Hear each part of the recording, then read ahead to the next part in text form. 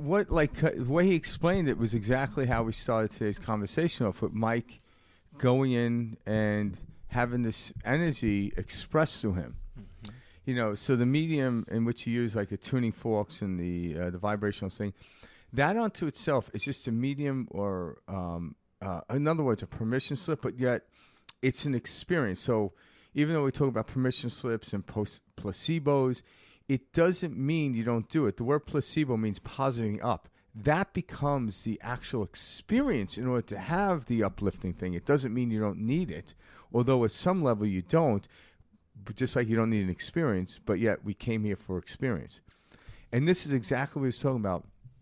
When we have this energy and then we release it and we amplify it, amplified energy begets amplified energy. You get more of it. But if we suppress it because we're worried about what other people are thinking, we seldom get it back, or the momentum. It's like pushing the car and moving fast and slowing down, moving fast and slowing down. And all of a sudden we get tired of it. So let's just drive slow. And that's what he's saying. You know, we are living in a participatory universe. Yeah. And we have this greatness that envelops all of us on the inside. You know, this amplifying level. That's what he's talking about. But we need to engage with it. Yeah. You know, saying, I'm going to let that, happen. Oh, that's not me. I'm an introvert. Oh, I'm this. Putting all these labels and telling yourself what you are and what you're not. All that's not true. This experience that you want, this greatness that you're capable of, it starts with you. It starts with you being able to say, I deserve this. I'm going to participate in this. It's not something that just happens to you. You don't just wake up one day and you're, all of these negative stories I've been telling myself for the last 30 years just fell away. I don't feel any of them.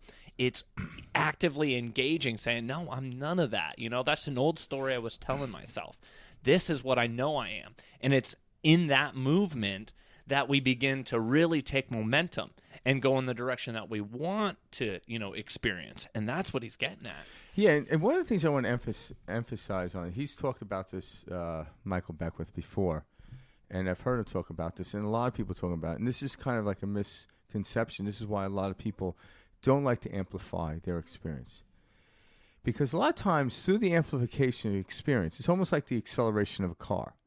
In order to get to a speed greater than we're at, I got to hit the car and the RPM's going. And so the RPMs that create this momentum of what we'll call G-force, gravity field pull, right? So if I'm taking off my car at a greater speed, so I'm at 20 miles an hour and I want to jump up to 60, if I put my cup of coffee on the dashboard, it's going to fall right off. So in the interim of me doing that, you feel this force of energy we call exhilaration.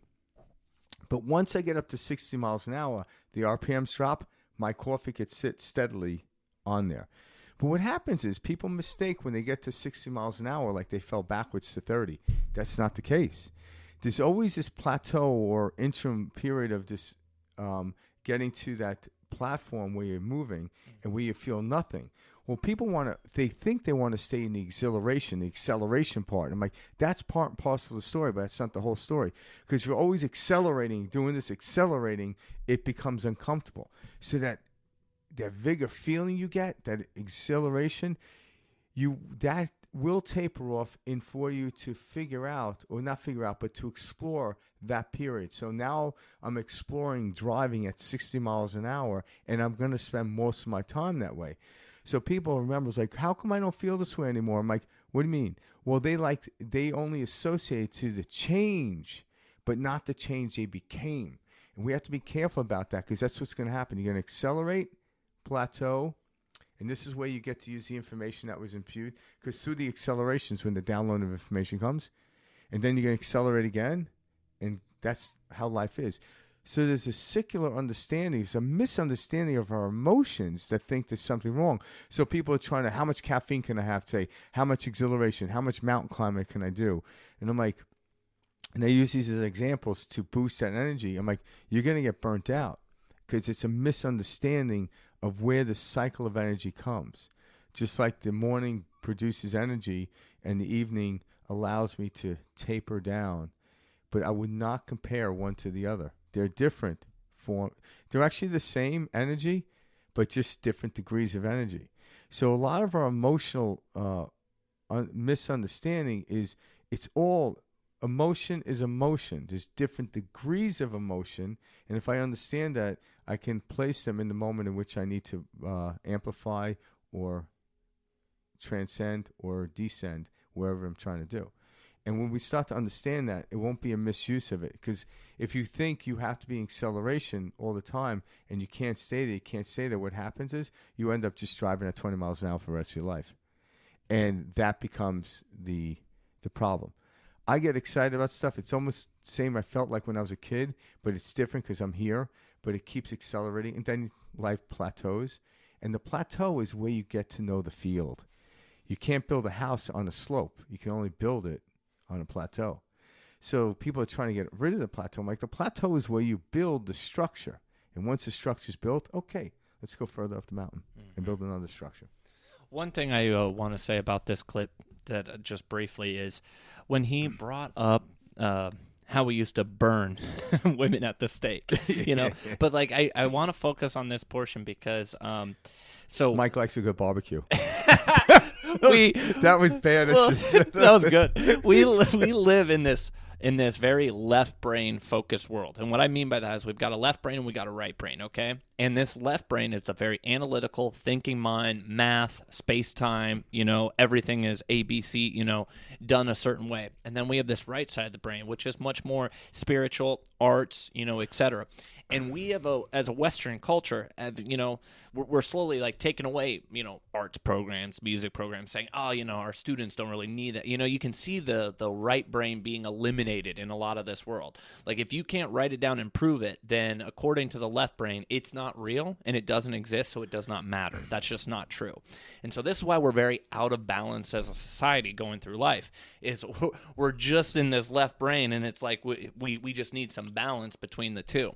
So, in my opinion, women are very good at accessing, you know, this right brain side of things. That's why you'll often see women as like intuitive, psychics, you know, clairvoyant, all this type of stuff. Which, by the way, we all have the ability. We are all clairvoyant. We all have this psychic ability that lies dormant in our brain that we're not accessing.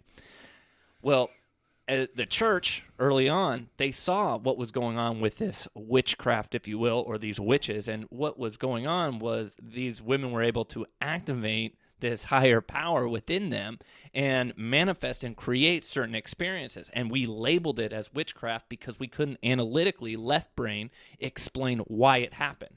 So because I can't explain why this happened, the church then labeled this as a witchcraft and said, this is wrong. This can't be true. This must be work of the devil. We must burn them at the stake. So when you can go back at history and kind of see how these things got, you know, taken out of hand, etc., you start to see the natural abilities we have always had at our fingertips and have just been labeling it inappropriately because we weren't in the information age that we are today. Yeah. So I just wanted to touch on that because that's something personal to me that like I look back on. I'm like, wow, the reason we took power away from women was because of the true power they innately kind of express, you know, being able, like men are very much more left brain beings, or if I should say, you know, male and female, etc. But like that scared, you know, the men, this church. We can't control that. So we need to we need to figure a way to stop that power. And yeah, and that's why, so be careful, like when we start to think about these concepts, we never want to be on the wrong side of history. And what I mean is the men that were condemning the women for doing that believed in a man who risen 3 days after he was crucified. Yeah. They would have condemned him right at the moment. So what I mean is when you fully don't understand something, it doesn't mean you have to dive into that pond, if you will, but don't deny it, because everyone that denied something was always found themselves on the wrong side of history. It may or may not be part and parcel of your experience moving here forward, so who cares? But if you hear something, again, look into it, examine it. Don't deny it. At the same time, don't drink the Kool-Aid either, because that could take you off into a realm. Because when you're drinking someone else's Kool-Aid, you're always going to fall short because God gave you your own Kool-Aid, so to speak. So whenever I go to cult meetings, I bring my own Kool-Aid. Whenever I go to my local cult, Yeah, my cult. I have my own, bring my own jug. I'm sorry, Jim. I got my own. Thank you. Good night. Drinking grape tonight. You ain't slipping shit in mine. Yeah. Hell yeah. Yeah. That was awesome. That's why I have to be nice to Karen so she doesn't slip something in my Kool-Aid. In your Kool-Aid? Yeah, my Kool-Aid. Take you out. She's my cult leader, by the way.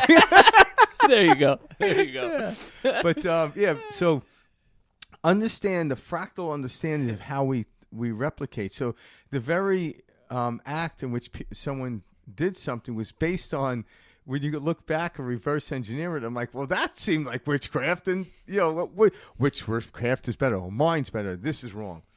And to some degree, it's all witchcraft or it's not witchcraft. It's kind of like how Einstein said, either everything is a miracle, nothing's a miracle. It doesn't matter which side you choose. You just realize you open up to everything. And I love that. I'm so glad you touched on it, because that's at the essence of what Frank and I are talking about. If I'm actively setting an intention right now, okay, and then I got somebody next to me who's at church, and they're praying, and they're actively setting their intention, right? Okay? And then I've got a witch from Hocus Pocus from the 1800s over there casting a spell. What is she doing? She is setting an intention. There is no difference between any of these three things of me manifesting an intention, the lady praying at church for her prayers to be answered, and the witch from the 1800s casting her spell to see what she wants to, come to life. Yeah. All three of those. We're taking the same energy and we're labeling it. We're putting thinking mind onto it, saying, no, this is different because I'm doing it this way. They're all tapping into the same energy, that same source, that same focus, that same intention setting. Yeah, it's just a different adjective. Yeah. Which is